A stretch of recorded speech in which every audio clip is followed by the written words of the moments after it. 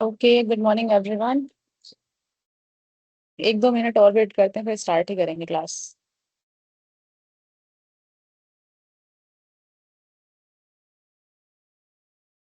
Bye the way, till then जो मैंने कल असाइनमेंट दिया था, टॉपिक दिया था प्रिपरेशन के लिए, वो टॉपिक क्या था? एक बार मुझे रिमाइंड करा देना। कल का टॉपिक क्या था?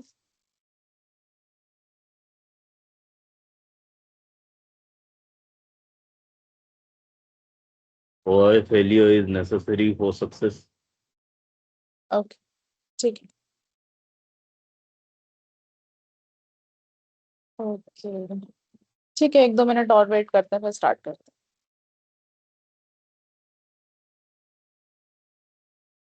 आप में से किसी ने ये इंटर्नशिप कोर्स चेंज करने के लिए बोला था क्या? No ma'am.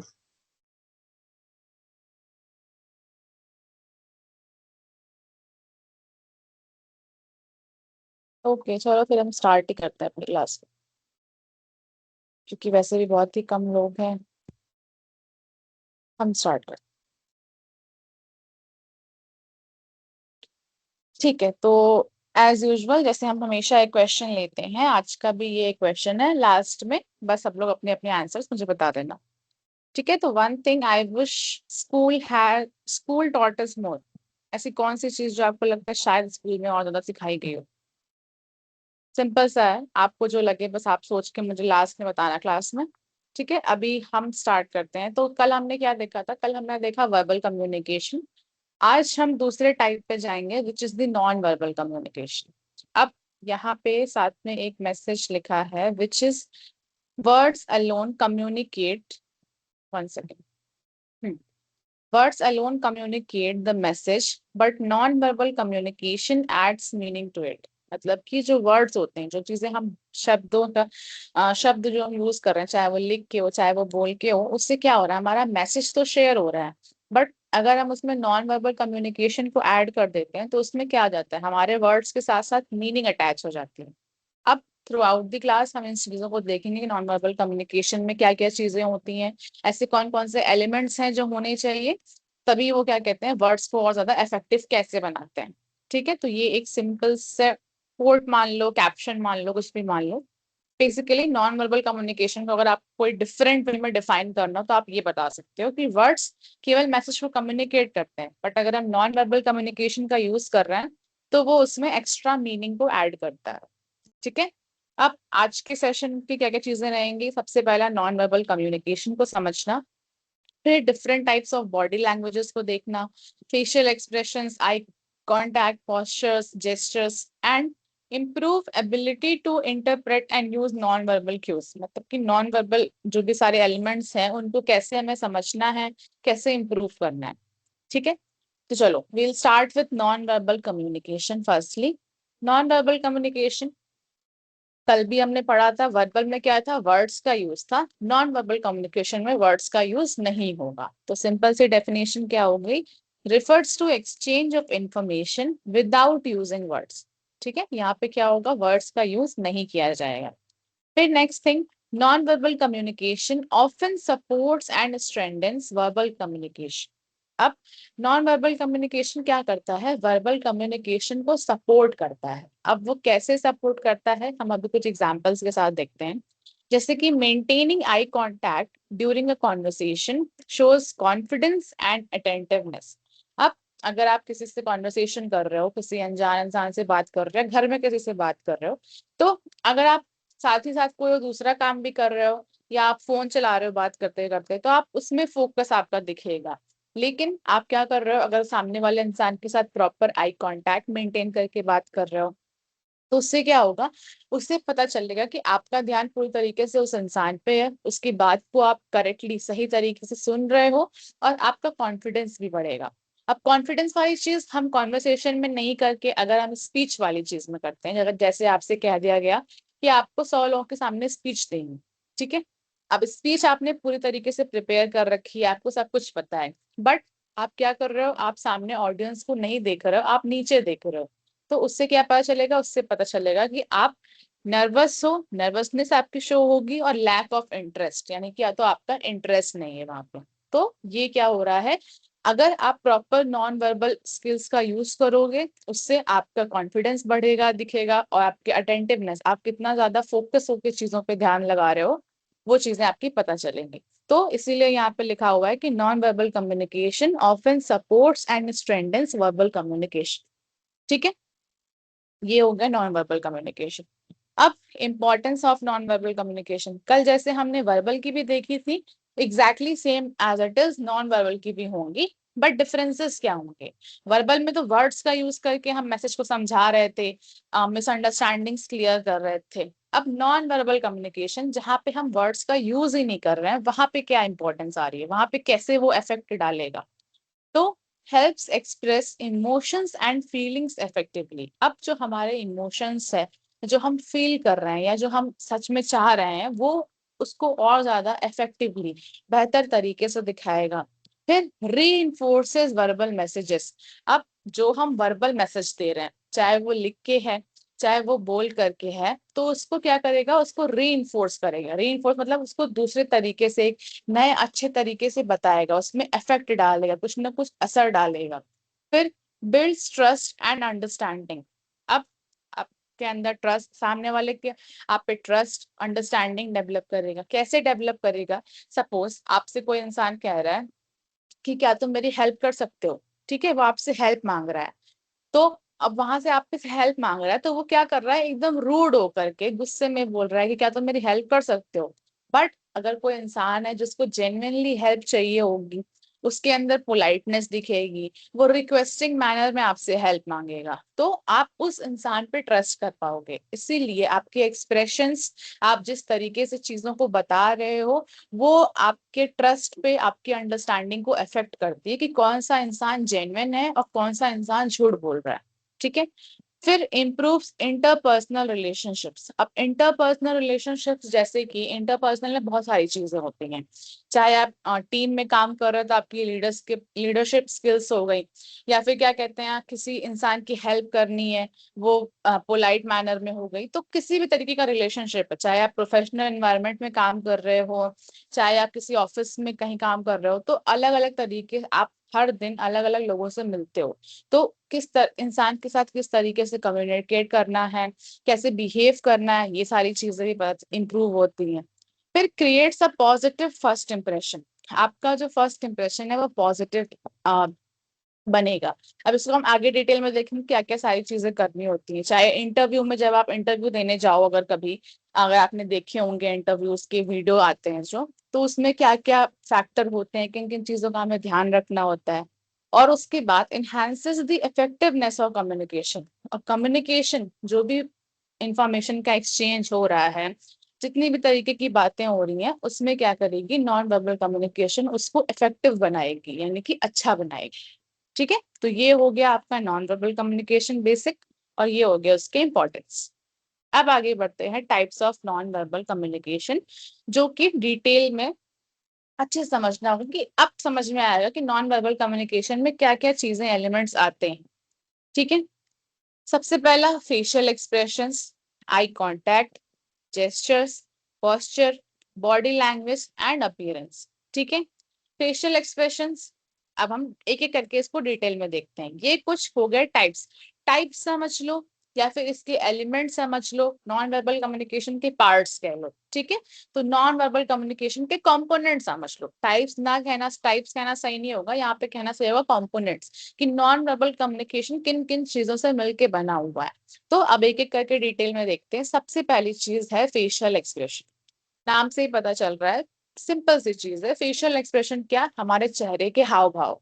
तो फेशियल एक्सप्रेशन से क्या पता चलता है, इमोशंस विदाउट स्पीकिंग। अगर आप बोल भी नहीं रहे हो, तो ऑटोमेटिकली आपके चेहरे से पता चल जाता है।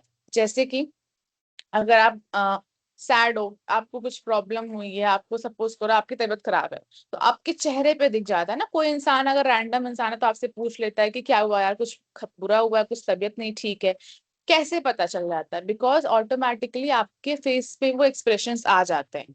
चाहे कि अगर आप सरप्राइज हो, तो आप शॉकिंगली बैठे हुए हो कहीं पे, तो वहां पे क्या होगा, रेज्ड आईब्रोज, आपकी आईब्रो शॉकिंग हो जाएगी।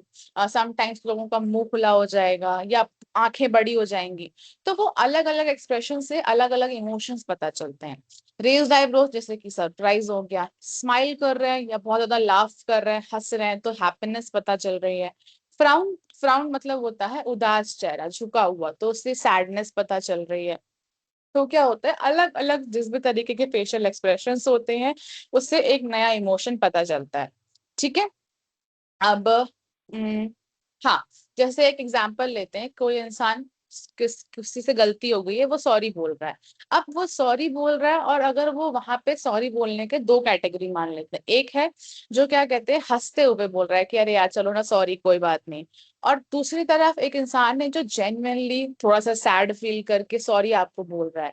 तो आप किस पे बिलीव करोगे? सेकंड पर्सन पे, बिकॉज पहला वाला क्या है, पहला वाला हंस रहा है, अब उस पर आप ट्रस्ट नहीं कर पाओगे कि वो जेन्युइनली बोल रहा है या नहीं बोल रहा है, या फिर मजे मजे में आपसे सॉरी बोल रहा है। तो यही रोल होता है फेशियल एक्सप्रेशंस का, कि हम चेहरे से ज्यादा पढ़ लेते हैं। तो एग्जैक्टली जो यहाँ पे एक लाइन मैंने स्टार्टिंग में बताई थी कि एड्स मीनिंग टू इट। अब क्या हो रहा है, आप जो भी चीजें बोल रहे हो वो सबसे पहले आपका चेहरा पढ़ने में आ जाता है, तो हमारे चेहरे से चीजें ज्यादा कन्वे होती हैं। बोल तो हम रहे हैं, चीजों को बता रहे हैं, वो ठीक है, बट हमारे चेहरे से चीजें ऑटोमेटिकली और सबसे पहले कन्वे होती हैं। ठीक है, तो फेशियल एक्सप्रेशंस का बहुत ज्यादा इंपॉर्टेंट रोल होता है। ये चाहे आपकी डेली लाइफ में हो, चाहे आपके ऑफिस प्रोफेशनल एनवायरनमेंट में हो, या फिर इंटरव्यूज में स्पेशली हर मोमेंट पे आपको फेशियल एक्सप्रेशंस का ध्यान रखना होता है कि आप कैसा एक्सप्रेशन बनाओगे, सामने वाले पे क्या इंप्रेशन पड़ेगा। ठीक है। अब देखो, facial expressions are universal and easily understood. अब फेशियल एक्सप्रेशन हमें किसी को बताना नहीं पड़ता है, ये यूनिवर्सल है और हर इंसान इसको इजीली समझ सकता है। ठीक है, तो ये सिंपल सा पॉइंट हो गया आपका फेशियल एक्सप्रेशंस का। अब आगे बढ़ते हैं, which is the eye contact. Eye contact simple सी चीज, जब आप किसी को आंखों में सामने देख रहे हो। अब आई कांटेक्ट क्या इंडिकेट करता है, ये क्यों जरूरी है? Because eye contact shows your attention and confidence. क्या शो करता है कि आपका सामने वाले पे ध्यान है और आपका कॉन्फिडेंस कितना ज्यादा है। अब इंपॉर्टेंस क्या है इसकी? Shows interest in conversation, builds connection, reflects confidence. अब ये तो लिखी लिखाई बातें हो गई, मैं डिटेल में जनरली समझाती हूँ आपको कि आई कांटेक्ट क्या हो गया। एग्जाम्पल मैंने पहले भी दिया था। जब आप क्या कर रहे हो, किसी को आप सामने देख के बात कर रहे हो, तो आप सामने देख के बात कर रहे हो तो आपको पता चल रहा है कि आप उस पर पूरी तरीके से ध्यान लगा रहे हो, सामने वाला भी आपको देख के बात कर रहा है, या आप कोई इंपॉर्टेंट चीज अपने किसी दोस्त से शेयर कर रहे हो और वो अपने साथ में साथ फोन में घुसा हुआ है, अपना फोन यूज कर रहा है, तो वहां पे क्या होगा, आप उससे बोलते हो ना कि यार मेरी बात एक बार ध्यान से सुन लो। तो यही चीजें होती हैं आई कांटेक्ट से। क्या होता है कि आप कितना अटेंटिव हो, आप कितना ध्यान लगा के चीजों को सुन रहे हो, आप उसमें इंटरेस्ट ले रहे हो या नहीं ले रहे हो, तो ये चीजें पता चलती हैं। कॉन्फिडेंस वाली चीज भी मैंने बताई। जब हम कभी नर्वस होते हैं, या सपोज करो अगर कोई इंसान हमें कुछ समझा रहा है, या समझा नहीं रहा है, चलो हमसे टीचर, क्लास का एग्जाम्पल लेते हैं, क्लास में टीचर ने खड़ा कर दिया और हमसे क्वेश्चन पूछ रहा है कि सर ने पूछा कि ये क्वेश्चन बताओ मैं क्या पढ़ा रहा था। ठीक है।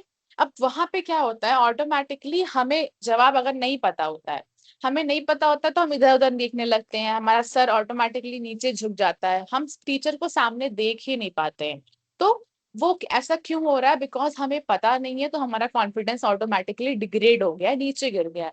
बट अगर कोई दूसरा स्टूडेंट है जिसको एग्जैक्टली आंसर पता है, वो टीचर को सामने देखकर तुरंत आंसर दे देता है, तुरंत ही उनको रिप्लाई कर देता है।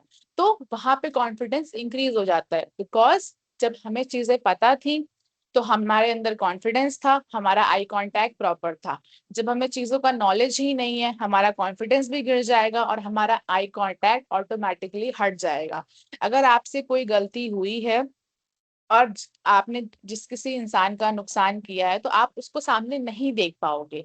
क्यों नहीं देख पाओगे? आप खुद से नहीं, आपका आई कांटेक्ट ह्यूमनली बिहेवियर है, ऑटोमेटिकली आप उस इंसान से आई कांटेक्ट नहीं कर पाओगे। इसीलिए बताया गया है कि आई कांटेक्ट बेसिकली दो चीजें दिखाता है, which is the first one attention, कि आप कितना फोकस कर रहे हो, एंड द सेकेंड चीज इज कॉन्फिडेंस की आप कितना ज्यादा कॉन्फिडेंट हो किसी चीज को लेके।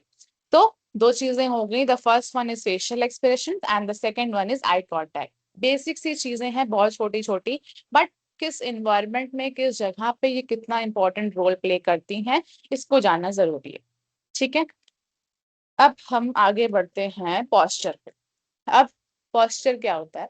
Posture refers to how we sit और स्टैंड, मतलब कि हम किस तरीके से बैठ रहे हैं या फिर किस तरीके से खड़े हो रहे हैं। अब तो यही सारी चीजें जो हम नॉन वर्बल कम्युनिकेशन में पढ़ रहे हैं, तो हमारी वर्ड्स के अलावा हमारे पास क्या है? हमारा फेस है, हमारी पूरी बॉडी है, हमारे मूवमेंट्स हैं, हम किस तरीके से अपनी बॉडी से लैंग्वेज को बता रहे हैं, किस तरीके से मैसेज दे रहे हैं।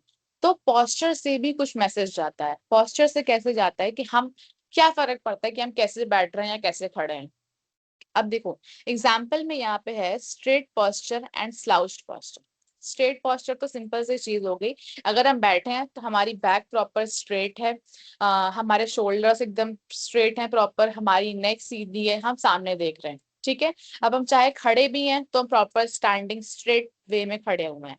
अब second one is slouched posture. Slouched posture में क्या होता है कि हमारी बॉडी थोड़ी सी झुक गई है, या हम खड़े भी हैं तो तिरछा खड़े हुए हैं, या किसी का सपोर्ट लेके खड़े हुए हैं, तो ये स्लाउज्ड पोस्चर हो गया।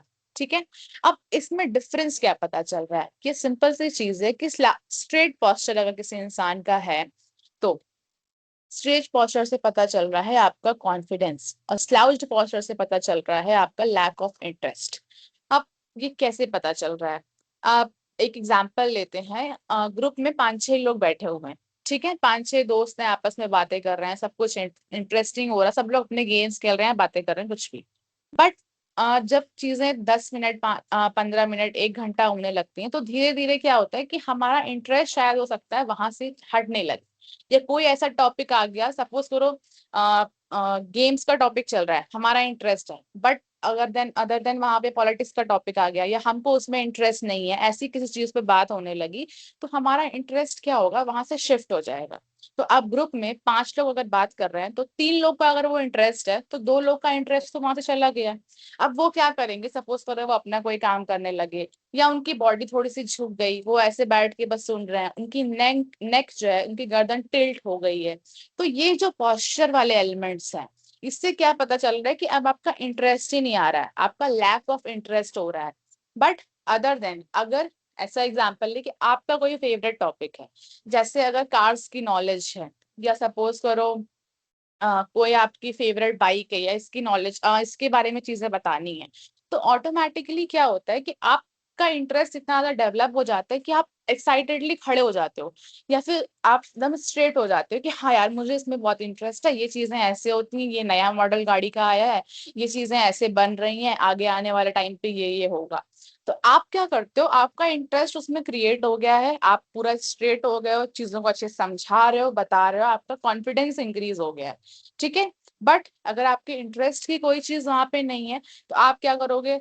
आप अपनी बॉडी को ऐसे करके बैठ गए हो, आपके कंधे झुक गए हैं ऐसे। यही सेम चीज बैठने के साथ साथ खड़े होने के पोजीशन में भी होती है। ठीक है, तो ये पोस्चर के एग्जाम्पल हो गए कि कैसे अफेक्ट करता है, कैसे एक स्ट्रेट पोस्चर अच्छा होता है, कैसे स्लाउच्ड पोस्चर नेगेटिव इफेक्ट डालता है। अब रियल वर्ल्ड में इसकी जरूरत कहाँ पे है?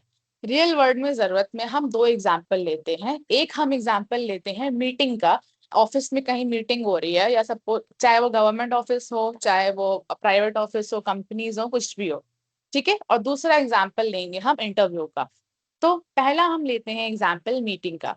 अब मीटिंग के एग्जाम्पल में सपोज करो 10 लोग हैं, आपका बॉस आपके सामने है, मीटिंग चल रही है प्रॉपर। ठीक है, आप वहां पे आपसे जब 10 लोग बैठे हैं, बॉस आपका आपसे कुछ पूछ रहा है, आपको कुछ प्रेजेंटेशन दे रहा है, आपको कुछ समझा रहा है। अब वहां पे आप क्या कर रहे हो? आपका मन ही नहीं लग रहा है, आपकी नींद पूरी नहीं हुई है, आप बस चेयर पे सपोर्ट लेके बैठ गए हो। ठीक है, तो वो क्या होगा, बॉस का ध्यान सीधे आपके ऊपर जाएगा कि आप तो मीटिंग में इंटरेस्ट ही नहीं ले रहे हो। तो सामने सपोज करो अगर आपका क्लाइंट बैठा हुआ है, तो क्लाइंट को क्या दिख जाएगा कि यार इसके एम्प्लॉयज तो इंटरेस्ट ही नहीं ले रहे हैं, मतलब कि इन्होंने काम ढंग से नहीं किया है, तो कुछ ना कुछ नेगेटिव इम्पैक्ट उसके ऊपर पड़ेगा। ठीक है, ये हो गया एग्जाम्पल मीटिंग का। रादर देन अगर हम इंटरव्यू का एग्जाम्पल लेते हैं, बेसिकली सबसे इम्पोर्टेंट चीज वहाँ पे पोस्चर भी मानी जाती है। क्यों मानी जाती है? बिकॉज आप इंटरव्यू देने गए हो, आप अपने आप को वहां प्रेजेंट कर रहे हो, आपको अपने आप को बताना है कि आप कितना कॉन्फिडेंट हो, आप कितने अच्छे से प्रिपरेशन करके आए हो। तो आप कभी भी इंटरव्यू में आप स्लाउच पोस्चर नहीं रख सकते हो। आप अगर बैठे हो तो आपको प्रॉपरली स्ट्रेट रहना है, अपने हाथों को सीधे स्ट्रेट रखना है। जैसे कि आईएएस के इंटरव्यू में ये बेसिक बेसिक चीजें सिखाई जाती हैं कि अपने हाथ कैसे रखने, बैठना कैसे है, कैसे अपने आई कांटेक्ट को मेंटेन करना है। तो ये सारी चीजें, पोस्चर है, आई कांटेक्ट है, फेशियल एक्सप्रेशन है, हर जगह आपके लिए जरूरी होती है। तो आई गेस पोस्चर वाला पार्ट आप सबको समझ में आ गया होगा। अभी मुझे एक बार चैट में क्लियर कर दो कि अभी तक फेशियल एक्सप्रेशंस, आई कांटेक्ट और पोस्चर क्लियर हुआ या नहीं। Sorry sorry sorry.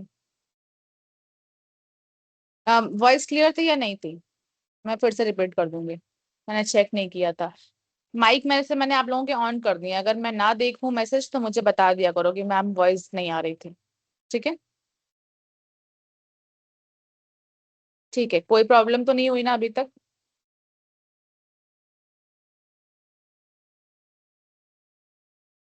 ठीक है, चलो।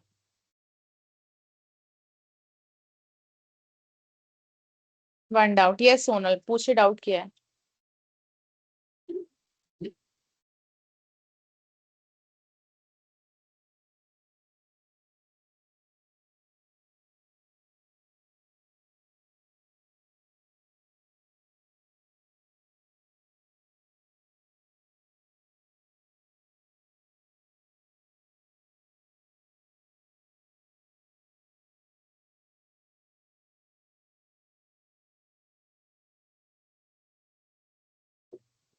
देखो, I am teaching this in context. देखो, पहली चीज, मैं किसी कंटेक्स्ट में नहीं बता रही हूँ, फॉर्मल इनफॉर्मल दोनों। बट सबसे ज्यादा ये चीजें फॉर्मल सेटिंग में इंपॉर्टेंट होती हैं, बिकॉज इनफॉर्मल में आप कैसे भी रह सकते हो, आप फ्रीली रह सकते हो। बट स्टिल जो पोस्चर वाली चीजें हैं, आई कांटेक्ट है, फेशियल एक्सप्रेशंस हैं, फॉर्मल में तो सबसे ज्यादा इंपॉर्टेंट है, आपको वहां रखना ही रखना है। बट इनफॉर्मल में भी, जैसे मैंने आपको फ्रेंड्स के एग्जांपल दिए, ग्रुप्स के एग्जांपल दिए, तो वहां पे भी इंपॉर्टेंट है कि आपके फिजिकल से, आपके बॉडी से कैसे चीजें कन्वे हो रही हैं, तो वो भी मैटर करती हैं। फॉर्मल में तो आपका कंपलसरी है कि आपके आपको इंटरव्यू में ये चीजें करनी ही करनी है। बट स्टिल इनफॉर्मल सेटिंग में भी आप अपने इमोशंस कैसे कन्वे कर रहे हो, वो भी आप यहाँ पे देख सकते हो। ठीक है? तो मैं दोनों एग्जांपल दे रही हूँ, कुछ इनफॉर्मल्स के भी, कुछ फॉर्मल के भी।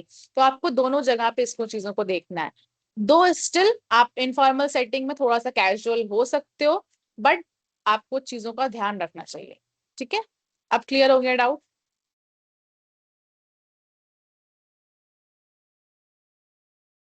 ओके, चलो, we'll continue further. One second. Okay. Now comes the gesture. Gesture क्या होता है? Gesture involves movement of hands और बॉडी टू एक्सप्रेस आइडिया। आप अपने हैंड मूवमेंट्स या बॉडी मूवमेंट्स कैसे कर रहे हो? सपोज जैसे आप किसी को ग्रीट कर रहे हो तो वेव कर रहे हो, हाय बोल दिया, pointing direction, hand movement, emphasis. जैसे कि आपसे किसी ने पूछा डायरेक्शन बताना है, आपके किसी फ्रेंड ने या घर वाले, किसी स्ट्रेंजर ने पूछा कि यार मुझे ये डायरेक्शन बता दो, ये कहाँ पे होगा, कौन सी रोड से जाना है, तो आप क्या करते हो? आपने बोल दिया कि यहाँ से राइट मुड़ जाओ, लेफ्ट चले जाना, आगे वो आ जाएगा। आपने सिंपल बोल दिया, वर्ड से बता दिया, ठीक है। बट रादर देन अगर आप उसको थोड़ा सा हैंड मूवमेंट करके बताते हो कि भाई तुम ना यहाँ से आगे चले जाना सीधे, फिर वहां से लेफ्ट मुड़ जाना, तो ऐसे करके जब आप क्या करते हो, अपने हैंड मूवमेंट से चीजें बता रहे हो, तो उससे क्या हो रहा है, एक एक्स्ट्रा इफेक्ट दिख रहा है और चीजें ज्यादा इनहांस हो रही हैं, ज्यादा क्लियर हो रही हैं। तो यहाँ पे क्या लिखा है? इनहांस क्लैरिटी, क्लैरिटी को भी और ज्यादा इनहांस कर रहा है। अब ये तो हो गया एक स्ट्रेंजर का एग्जाम्पल, इनफॉर्मल सेटिंग का। अब अगर हम फॉर्मल सेटिंग का एग्जाम्पल लेते हैं, जैसे कि हमें प्रेजेंटेशन देनी है, ठीक है, हमने अपनी पीपीटी पूरी तरीके से बना ली है, अब मुझे प्रेजेंटेशन देनी है। अब सपोज करो सेल्स की प्रेजेंटेशन है, ठीक है, सेल्स की प्रेजेंटेशन कोई भी इंसान दे रहा है, तो पूरा ग्राफ है, ठीक है, और कई सारे मॉडल्स उसमें है, कुछ ड्रामेट डायग्राम के थ्रू समझाया गया है। अब आप यहाँ क्या करते हो, अब आप ऐसा तो है नहीं कि प्रेजेंटेशन देते टाइम आप सीधे खड़े हो जाओगे, बस आप बोलते जाओगे बोलते जाओगे बोलते जाओगे, नहीं। अगर आपकी प्रेजेंटेशन इफेक्टिव कब मानी जाएगी, कब और ज्यादा इनहेंस होगी, जब आप वहां पे हैंड मूवमेंट्स का यूज करोगे। जैसे कि आपने कुछ सेल्स को बताते समय कि दिखाया कि यहाँ पे सेल्स में ये हो रहा है, चीजें ऐसे इंक्रीज हो रही हैं, या फिर यहाँ पे डाउनफॉल आ सकता है। तो जब आप ये जो मैं भी कर रही हूँ, जैसे मैं पढ़ाते पढ़ाते कुछ हैंड मूवमेंट्स कर रही हूँ, तो वो भी वही चीज कहलाती है जेस्चर्स। ठीक है, इससे क्या होती है, आप अपनी बॉडी के थ्रू एक्सप्रेस कर रहे हो। अब ऐसा भी नहीं है कि आपको हमेशा हैंड मूवमेंट्स करते रहने कि अननेसेसरी आप घुमा रहे हो हाथ, नहीं, बिल्कुल नहीं। बट आपको मिनिमल हैंड मूवमेंट्स करने हैं कि जब आप चीजों को एक्सप्लेन कर रहे हो और ज्यादा समझा रहे हो डिटेल में, तो वहां पे हैंड मूवमेंट्स और बॉडी मूवमेंट। बॉडी मूवमेंट कहाँ पे आ रहा है, जब आप सपोज करो आप एक स्टेज पे हो, आप एक बड़े से स्टेज पे हो, या आपका टीचर का एग्जांपल ले लेते हैं हम। टीचर जब भी हमें पढ़ाता है, अगर हम क्लास सामने ऑफलाइन क्लास में पढ़े होंगे, तो टीचर क्या करता है, ऐसा तो है नहीं कि केवल एक जगह खड़ा हो गया। बहुत से टीचर ऐसे होते हैं जो केवल एक जगह खड़े हो गए और आके सारी चीजें बोल के चले गए, वो हमें इंटरेस्टिंग लगेगा। या फिर एक और टीचर आया है, एक दूसरा टीचर है, वो क्या कर रहा है, रैंडमली मूव कर रहा है, पूरे स्टेज को कवर कर रहा है और अपने हैंड मूवमेंट से चीजों को और ज्यादा समझा रहा है। कौन सा हमें इंटरेस्टिंग लगेगा, हमें इंटरेस्टिंग लगेगा second one. Because first one में क्या हो रहा है, हम किसी इंसान को एग्जैक्ट वैसे ही सामने देख रहे हैं और वो हमारे लिए बोरिंग हो जा रहा है। बट जब कोई इंसान मूव कर रहा है, पूरे स्टेज को कवर कर रहा है और चीजों को हैंड मूवमेंट के थ्रू समझा रहा है, तो वहां पे हमारा इंटरेस्ट डेवलप होता है। ठीक है, तो यही चीजें होती हैं जेस्चर। अब जेस्चर कहाँ पे, इंटरव्यू में आप जेस्चर नहीं यूज करोगे, वहां पे तो बहुत ही मिनिमल या तो जेस्चर ना के बराबर। बट आप कहीं प्रेजेंटेशन दे रहे हो, कहीं स्पीच दे रहे हो, ठीक है, डिबेट के टाइम पे भी आप हैंड मूवमेंट्स यूज कर सकते हो, तो इन जगहों पे आपके जेस्चर जरूरी होते हैं। ठीक है, ये हो गया जेस्चर वाला पार्ट। अब आता है आपका अपीयरेंस वाला पार्ट। अभी तो आपकी बॉडी के थ्रू सारे मूवमेंट्स थे, आपके चेहरे के, आपके आई कांटेक्ट के, पोस्चर हो गया। अब आता है अपीयरेंस। अपीयरेंस क्या हो गया, अपीयरेंस मतलब कि आप सामने से कैसे दिख रहे हो, आपने अपने आप को किस तरीके से कैरी किया हुआ है। अब इसके कुछ टिप्स क्या क्या है। सबसे पहली चीज, dress appropriately for the occasion, maintain personal hygiene, keep clothes neat and clean, ensure proper grooming, present yourself confidently। अब अपीयरेंस में क्या आप ध्यान रखोगे, सिंपल सी बेसिक बेसिक चीजें। ड्रेस का ध्यान रखना है। अभी मैं इनफॉर्मल सेटिंग का और फॉर्मल का दोनों को लेके चलती हूँ। जैसे कि फॉर्मल में क्या होगा, आप आपकी मीटिंग है, तो मीटिंग के लिए कई बार क्या होता है, स्पेशली कपड़े वैसे पहन के जाते हैं, या इंटरव्यू में भी आपको एक ड्रेस कोड दिया होता है कि आपको इस तरीके के कपड़े पहन के आने हैं। ठीक है, फिर उसके बाद अगर इनफॉर्मल का एग्जांपल लेते हैं, तो सपोज करो आप पार्टी में जा रहे हो, तो पार्टी के स्पेसिफिक कपड़े होंगे, घर के आपके अलग स्पेसिफिक कपड़े होंगे। तो ओकेजन के हिसाब से हमें अप्रोप्रिएटली ड्रेस करना पड़ता है। ठीक है, तो हमें क्या ध्यान रखना है कि जिस भी तरीके का एनवायरनमेंट है, जो ओकेजन है, उसके अकॉर्डिंग हमें ड्रेस होना है। हमारे कपड़े साफ और दम प्रेस होने चाहिए। फिर हमारा पर्सनल हाइजीन होना चाहिए कि हमारे बाल अच्छे से हों। ये नहीं कि हम कहीं से भी धूल मिट्टी में जा रहे हैं, एकदम गंदे होके जा रहे हैं, नहीं। हमारा प्रॉपर हाइजीन होना चाहिए और अपने आप को हमें कॉन्फिडेंटली प्रेजेंट करना है। तो ये बेसिक सी अपीयरेंस वाली ट्रिक हो गई जो हम सबको पता है कि हम कहीं पे जा रहे हैं तो अच्छे से बन के जाएंगे, अच्छे कपड़े होने चाहिए। अपना हाइजीन कैसे अच्छा होना चाहिए कि हमारी बॉडी से कोई स्मेल ना आए, या फिर हमारे प्रॉपर हेयर मैनेज होने चाहिए। ये सारी चीजें आपकी हाइजीन की आ गई। प्रॉपर शूज क्लियर होने चाहिए, साफ होने चाहिए, और अपने आप को कॉन्फिडेंटली आपको प्रेजेंट करना है। तो ये आपका अपीयरेंस हो गया कि अभी तक आप क्या कर रहे थे। अभी तक आप अपने आई कांटेक्ट, एक्सप्रेशंस, पोस्चर, इन सब से दिखा रहे थे, लेकिन अब आपको उसके साथ साथ अपने अपीयरेंस को, आप अपने स्टाइल को कैसे कैरी कर रहे हो, वो भी इफेक्ट करता है। ठीक है, जितना अपीयरेंस का मतलब ये भी नहीं कि आप बहुत अच्छे अच्छे महंगे महंगे कपड़े, नहीं, सिंपल से बस वो साफ सुथरे होने चाहिए। ठीक है, तो आप अपने आप को जितना अच्छा कैरी करोगे, आप उतना अच्छा कॉन्फिडेंट खुद में फील करोगे। बिकॉज ये सिंपल सा एक रूल है कि जब हम जिस दिन खुद बहुत अच्छे तरीके से तैयार होते हैं, या हमको लग रहा होता है कि आज तो हमारा सब कुछ बहुत अच्छा है, तो हमारे अंदर से ऑटोमेटिकली कॉन्फिडेंस इंक्रीज हो जाता है। क्यों इंक्रीज हो जाता है? बिकॉज हमें लगता है कि हमारे अंदर एक प्लस पॉइंट आ गया है कि चलो हम दिख तो बहुत अच्छे रहे हैं, ठीक है, तो हमारा जो थोड़ा डर है वो नीचे चला जाता है और हमारा कॉन्फिडेंस इंक्रीज हो जाता है। इसीलिए कहा जाता है कि हमेशा अपने आप को अच्छे तरीके से कैरी करना चाहिए। ठीक है, तो ये हो गया आपका अपीयरेंस। अब आता है positive versus negative body language. अब बॉडी लैंग्वेज क्या होती है? अगर हम सारी चीजों को मिला दें, जैसे कि facial expression, eye contact, posture, gesture, तो यही बन जाएगा आपका बॉडी लैंग्वेज। ठीक है, कि अब आप अपनी पूरी ओवरऑल बॉडी से क्या कन्वे कर रहे हो, क्या क्या चीजें बता रहे हो। इसको भी दो चीजों में बांट दिया गया, पॉजिटिव और नेगेटिव। पॉजिटिव मतलब कि कुछ अच्छी चीजें, अच्छी बॉडी लैंग्वेज क्या होती हैं, और नेगेटिव बॉडी लैंग्वेज, खराब चीजें क्या होती हैं। पॉजिटिव में क्या आएंगी? आपका फेशियल एक्सप्रेशन कैसा होना चाहिए? स्माइलिंग होना चाहिए। Open posture, appropriate eye contact. अब एप्रोप्रिएट आई कांटेक्ट तो समझ में आ गया, स्माइलिंग भी समझ में आ गया। अभी हम समझते हैं ओपन पोस्चर क्या होता है। मैं एक एग्जांपल देके समझाऊंगी। अब देखो नेगेटिव में क्या आ गया। नेगेटिव में स्लाउचिंग, यानी कि आप झुक के बैठे हुए हो, तो वो नेगेटिव इम्पैक्ट डाल रहा है। आई कांटेक्ट आप नहीं कर रहे हो, आप इधर उधर देख रहे हो। फिर क्रॉसिंग आर्म्स, आपने हाथ बांध के आप हाथ बांध के बैठे हो। ठीक है, मैंने भी ये एक वीडियो के थ्रू ही समझा था, जहाँ पे क्या था कि हमें ना अपनी, जब हम किसी से बात कर रहे हैं तो अपने आप को हमें बांध के नहीं रखना है। जब भी हम चाहे इंटरव्यू में हैं या चाहे किसी पे नॉर्मल इंसान से भी बात कर रहे हैं, चाहे हम किसी स्ट्रेंजर से बात कर रहे हैं, या फिर हम अपना प्रपोजल किसी को सुना रहे हैं, हमारा कोई आइडिया है, हम किसी को पिच करने जा रहे हैं, तो हमें क्या करना है? अपना पोस्चर ओपन रखना है। ओपन पोस्चर से क्या मतलब होता है? ओपन पोस्चर से मतलब ये नहीं कि आप एकदम हाथ फैला के ऐसे बैठ जाओगे या कुछ भी, बिल्कुल नहीं। ओपन पोस्चर का मतलब है कि अपनी बॉडी को आपको बांधना नहीं। सपोज करो आप चेयर पे बैठे हो, तो आप चेयर पे बैठे हो तो आप क्या कर रहे हो? आपने अपने पैरों को आपस में फोल्ड कर लिया है। ठीक है, एकदम आप टाइटली पैरों को ऐसे करके बैठे हो, आपने हाथ भी ऐसे बांध लिए हैं। उससे क्या होता है कि उससे साइकोलॉजिकल एक इफेक्ट पड़ता है। आपको नहीं पता चलेगा, सामने वाले को भी नहीं पता चलेगा, बट जिनको इस टॉपिक की नॉलेज है, जिनको साइकोलॉजी की नॉलेज है, उनको समझ में आएगा कि आप क्या कर रहे हो। आप अपने आप को प्रिजर्व कर रहे हो, अपने आप को बांध रहे हो। ठीक है, तो ये होता है, ये नेगेटिव इम्पैक्ट डालता है।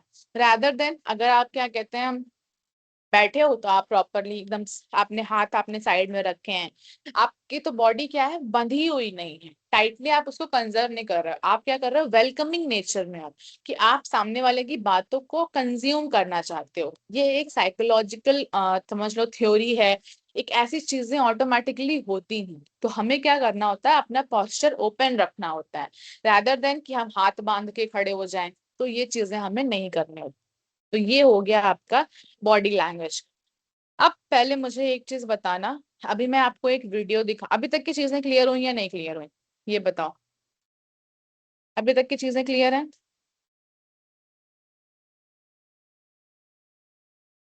ठीक है, चलो अभी मैं क्या करूंगी, मैं आपको एक वीडियो दिखाऊंगी। उसकी आवाज आपको अगर पड़ती है तो ठीक है, नहीं सुनाई पड़ेगी तो उस वीडियो पे फोकस करना। ठीक है, ओके।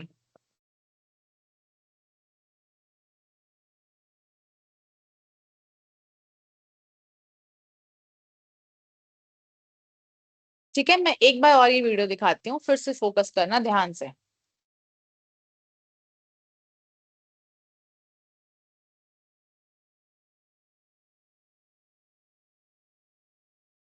Okay, 1 second. अब पहले मुझे ये बताना, जो ये वीडियो मैंने दिखाया है वो क्लियर हुआ या नहीं क्लियर हुआ?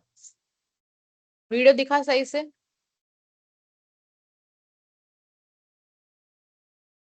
ठीक है, अब वीडियो में दो पार्ट्स थे। ठीक है, अब आप लोगों ने उस वीडियो से क्या समझा मुझे ये बताओ, फिर मैं डिटेल में एक्सप्लेन करूंगी।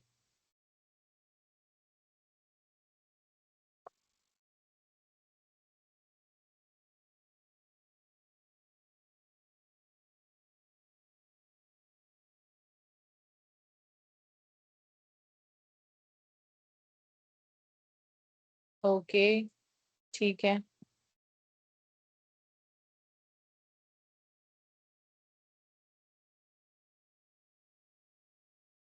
first part shows negative body language and weak communication, and second part vice versa. Okay,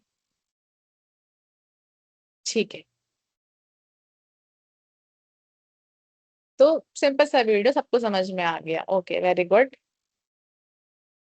ठीक है, फिर मैं अभी थोड़ी थोड़ी डिटेल्स और एक एक चीजें बता दूंगी। सब समझ में सबको आ गया, बट ऑल दो मैं थोड़ी चीजों को और समझा दूंगी डिटेल में। एक बार पीयूष का मैसेज देख लें, फिर हम स्टार्ट करते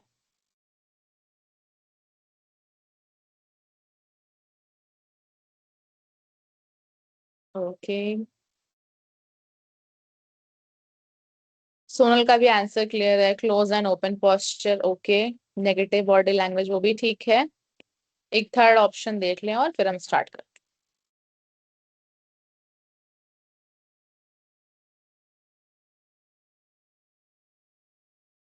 चलो, अब हम इसको क्या करते हैं। ठीक है, एक सेकेंड। ये वीडियो देखो, यहाँ पे क्या हो रहा है पहले पार्ट में।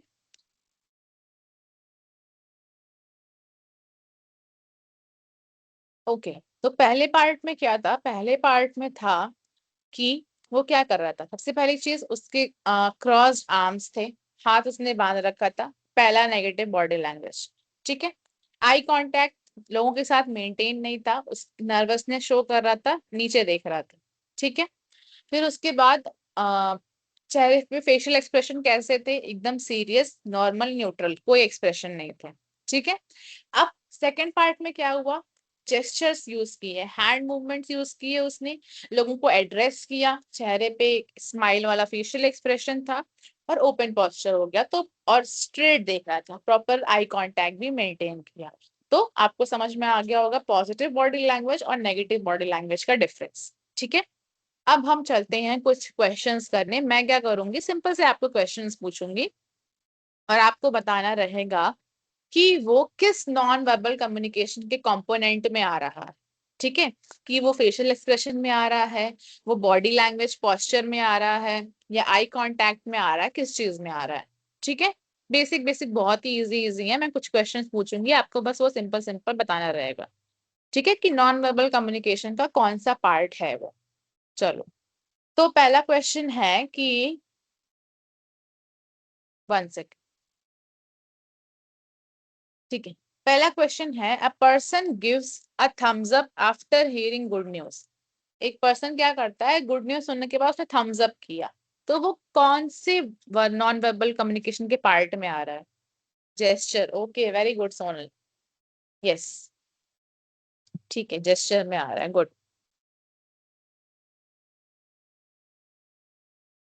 जेस्चर, हाँ, जेस्चर में आ रहा है। ठीक है, ठीक है। The second question is, a teacher smiles while praising a student. Teacher smile करता है स्टूडेंट को प्रेज करने के टाइम पे। Facial expression, expression, yes, correct. Okay, okay, so the third question is, a student keeps checking their phone while someone is speaking. A student keeps checking their phone while someone is speaking.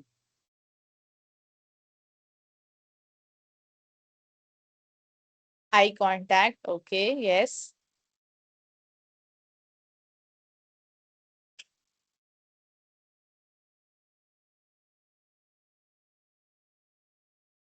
No eye contact, हाँ, ठीक है, ठीक है। चलो, ठीक है। एक last question लेते हैं कि a candidate arrives at an interview in a formal attire. Candidate arrives at an interview in a formal attire.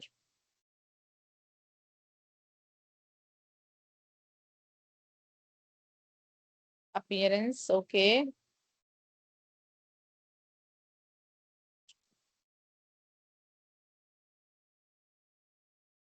okay. बाकी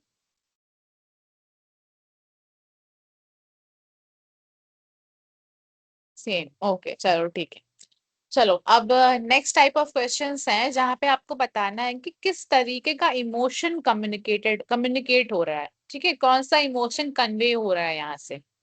तो पहला क्वेश्चन है आपका, someone is tapping their foot repeatedly and checking the time.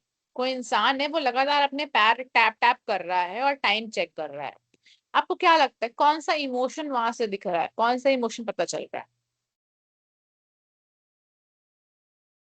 Nervous, okay. और कुछ और भी हो सकता है? इन हरी, ठीक है, हाँ ये भी हो सकता है।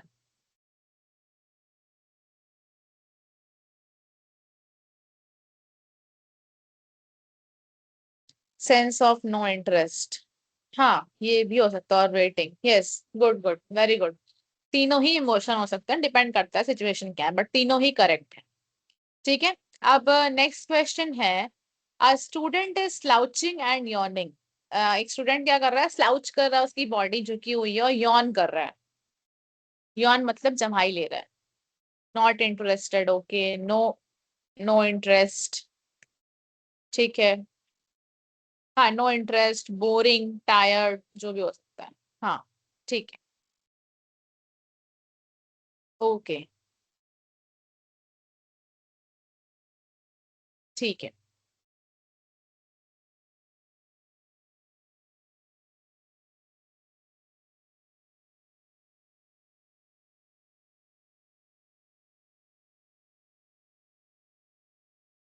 चलो अब हम क्या करते हैं, तो क्लास सारी क्लियर होगी ना? आई होप आपको आज का टॉपिक क्लियर हो गया होगा, नॉन वर्बल वाला। अब हम करते हैं जो मैंने आपको कल क्वेश्चन दिया, टॉपिक दिया था कि आपको उससे प्रिपरेशन करके लेके आनी। प्रिपरेशन है, टॉपिक पढ़ देखा था, पढ़ा था, कुछ ना कुछ किया था, प्रिपरेशन की थी उस पे। ठीक है, तो ठीक है, कंटिन्यू करो। फिर कौन सबसे पहले बोलना चाहेगा मुझे बता दो। अपने आप को थोड़ा सा इंट्रोड्यूस करो और फिर अपना टॉपिक प्रेजेंट करो। ठीक है, लास्ट के 15 मिनट में हम यही करेंगे।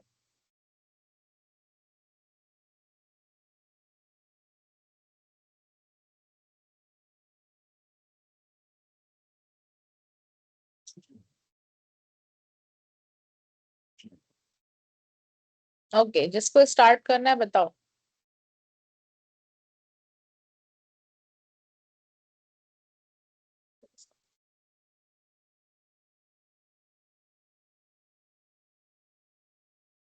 ठीक है सुमित, माइक ऑन है, आप स्टार्ट कर सकते हो। Good morning, ma'am. Good morning. I'm Sumit Raj Anand from Sabha, a small village in Bhagalpur district of Bihar. Currently pursuing my graduation from Sabha College, Sabha, affiliated from TMBU. I would like to present my views on why failure is necessary for success.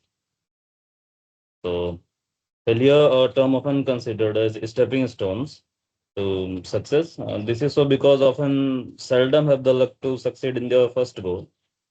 And people who fail are often looked upon as irresponsible and idolent for their works, and a lot of stigma is made for such. I listed few points favoring my last words.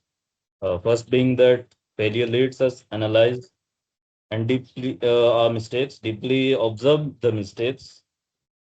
Secondly, it lets us know our capability and capacity of assimilation, and even provides a chance to improve and increase it. Third, it helps us analyze our strategy, way of thinking, way of working on any specific topic or any specific field. Uh, Also, it motivates a person to start all over again. Sometimes it interferes with the ego, like why I am not able to do this, adhering the person to their goals. And lastly, I would say failure should be seen as a learning process where we fall, correct our past mistakes, builds humility, find right way that should work to reach the goal and gates of success. Okay, very good Sumit, yes correct, very good. Next, other कोई student?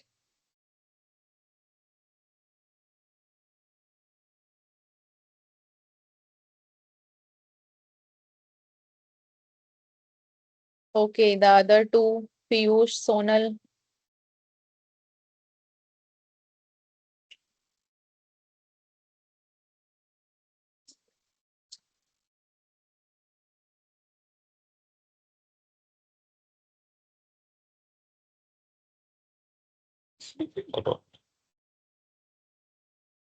Yes, Sonal, you can start.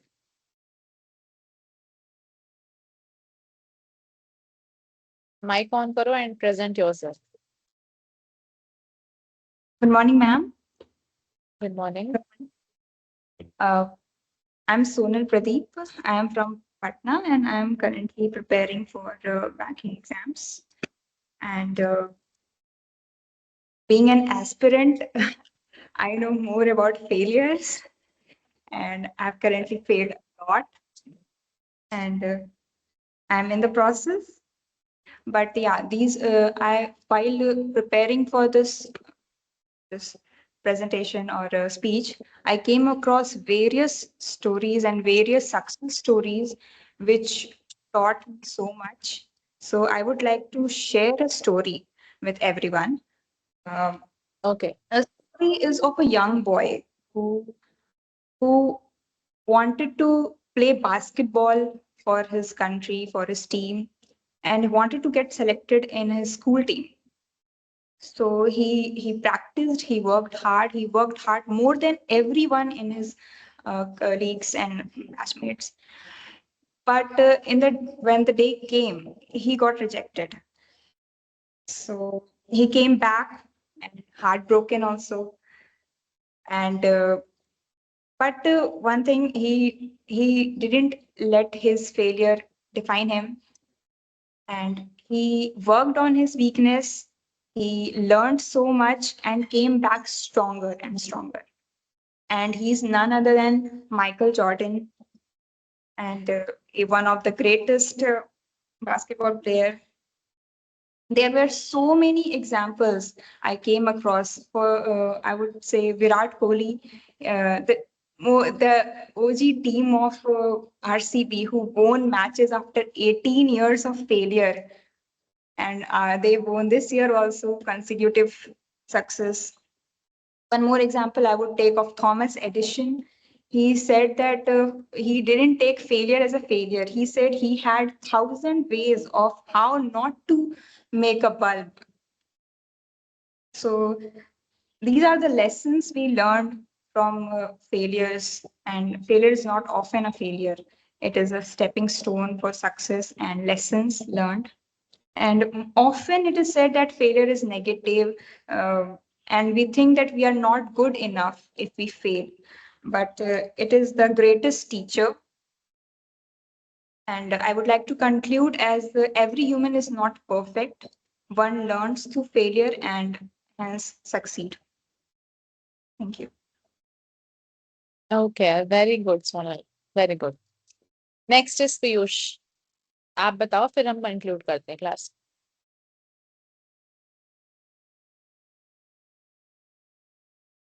Hello, ma'am. Good morning. Yes. My name is Piyush Kumar. I'm from Savor College, Savor, currently pursuing graduation from English honors.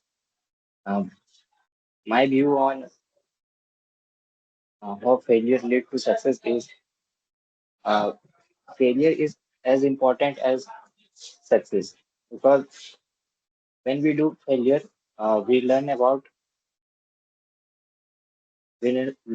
something which lead us to success.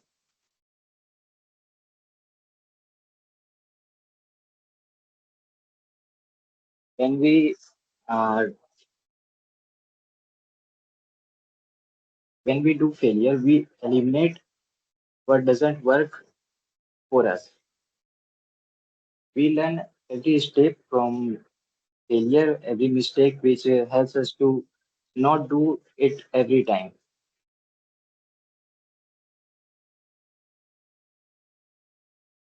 Uh, every setback teaches lesson that immediate success cannot provide, preparing us to handle future challenges with a strong strategy.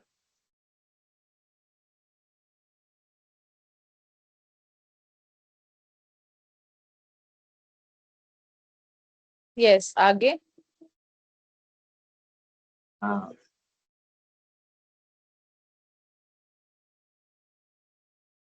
Okay, कोई problem नहीं है, जैसे भी आराम से बोलो, pressure मत feel करो।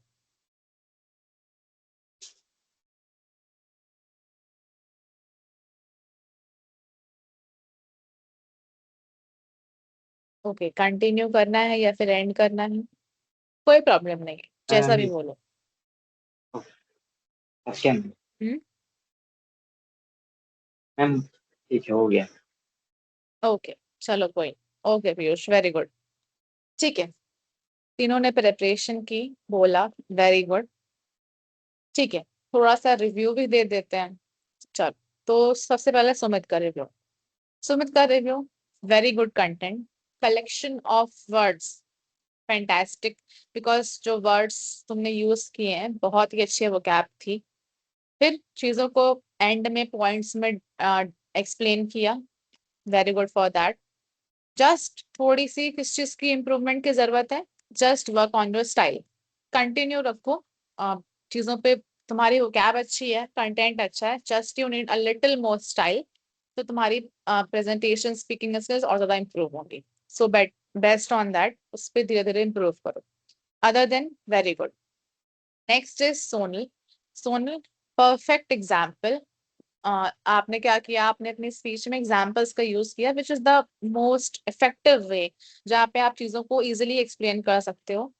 Style is also perfect.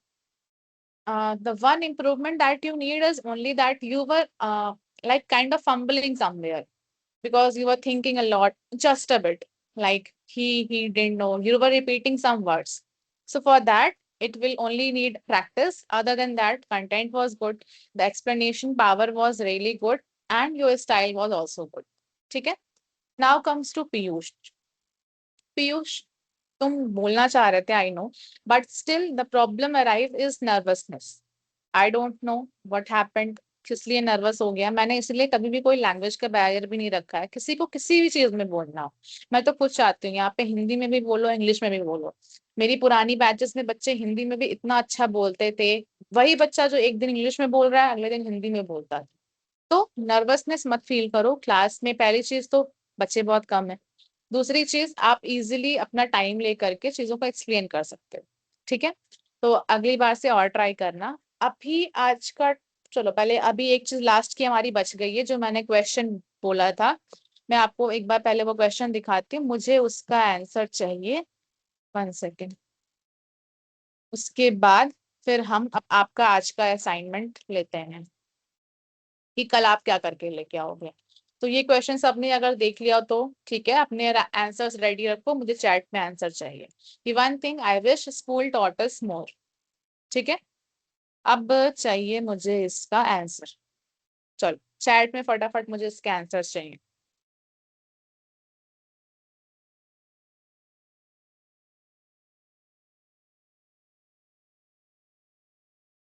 Sports, okay, ठीक है। फाइनेंशियल नॉलेज, ठीक है। Next is Piyush. सुमित के लिए sports, Sonal financial knowledge, because as you are preparing for bank. Okay, next some, anything else?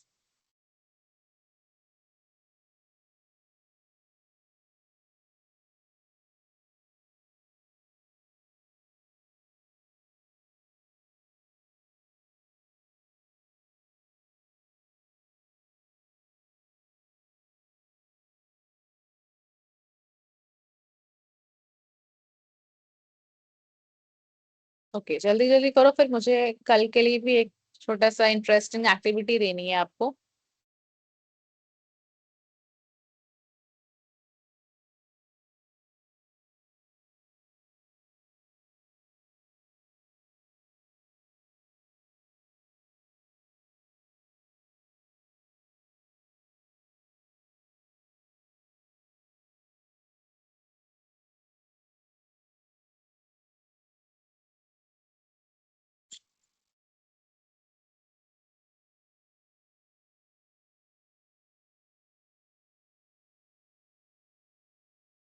Simple सा एक वर्ड लिखना है, बस वही लिखो।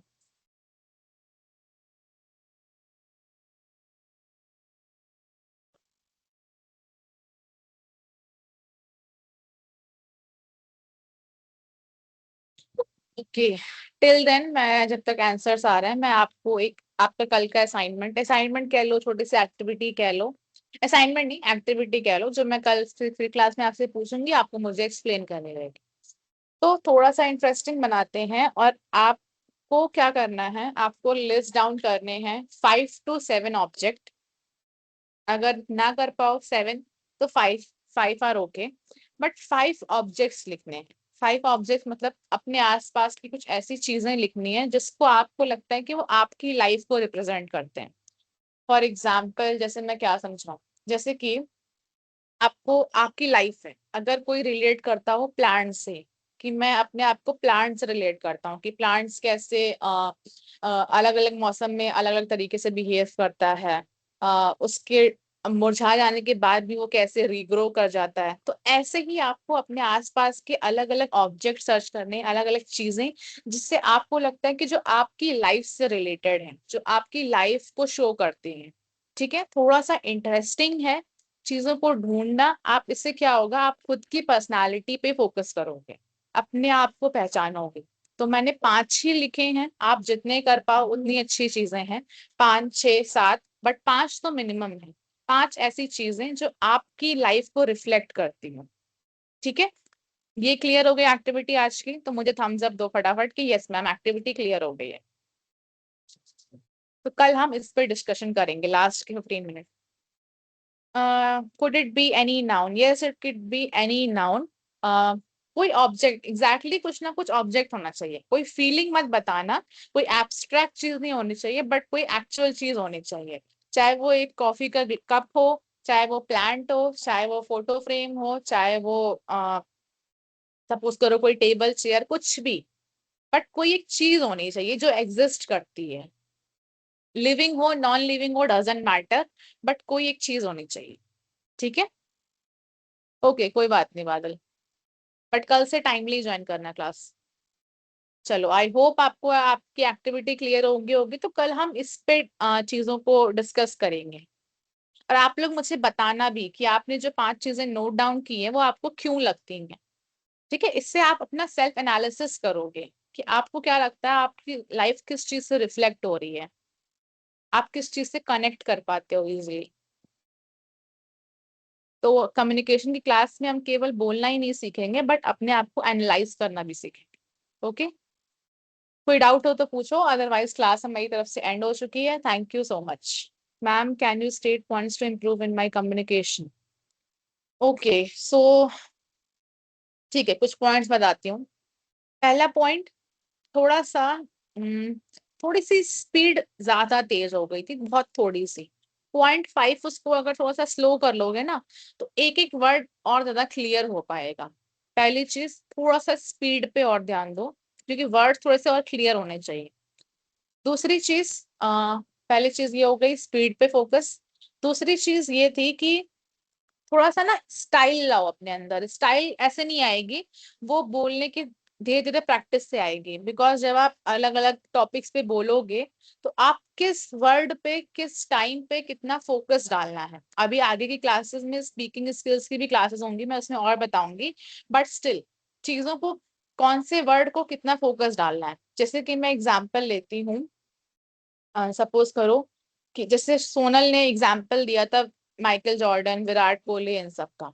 ठीक है, तो थोड़ा सा पहले के एग्जाम लाइंस पे, सेंटेंसेस पे थोड़ा सा स्लो डाउन हुए, फिर उस वर्ड पे, चाहे वो विराट कोहली हो, चाहे वो माइकल जॉर्डन हो, चाहे वो बास्केटबॉल हो, ये सब वर्ड्स पे थोड़ा सा ज्यादा फोकस। तो कौन से वर्ड किस टाइम पे कितने ज्यादा जरूरी है, वो फोकस कैसे हमें डालना है, तो वो प्रिपरेशन से आएंगे। जब हम अलग अलग टॉपिक्स पे प्रिपरेशन करेंगे, उस पे बोलने की प्रैक्टिस करेंगे, तो वो ऑटोमेटिकली स्टाइल डेवलप होती है। तो दो मेन चीजें यही है कि सबसे पहले अपनी स्पीड पे फोकस करो, थोड़ा सा उसको कम करो और क्लैरिटी लाओ बोलने में। दूसरी चीज, स्टाइल डेवलप करनी होगी। वो स्टाइल डेवलपमेंट और ज्यादा मैं डिटेल में कल भी बता दूंगी। बाकी क्या कहते हैं, अलग अलग टॉपिक्स पे भी बोलने की प्रैक्टिस करो। ठीक है, इसके अलावा कोई चीज और?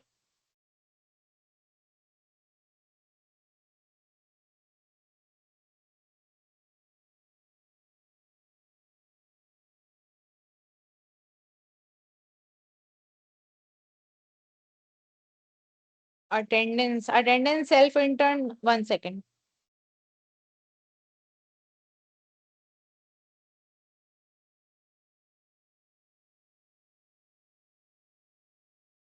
ठीक है, अटेंडेंस सेल्फ इंटर्न .com की वेबसाइट पे आपका अटेंडेंस का अपना लॉगिन करोगे, वहां पे अटेंडेंस का ऑप्शन आता है।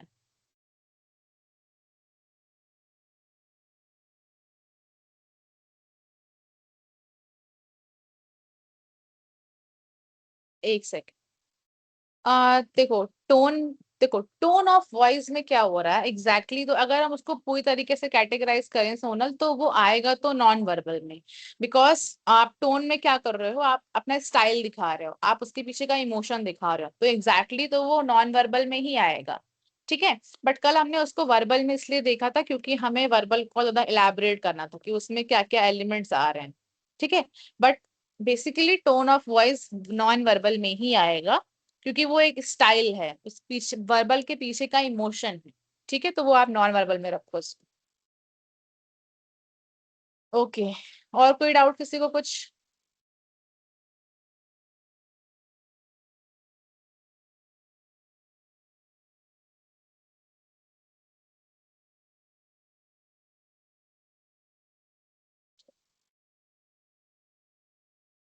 ठीक है, फिर क्लास एंड करते हैं। ओके।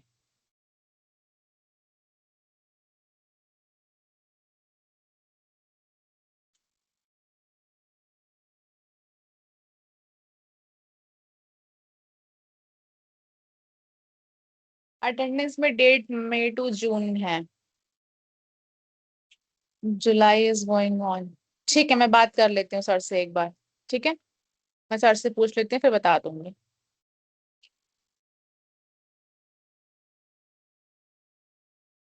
आप लोगों को असाइनमेंट मिले या नहीं मिले अभी?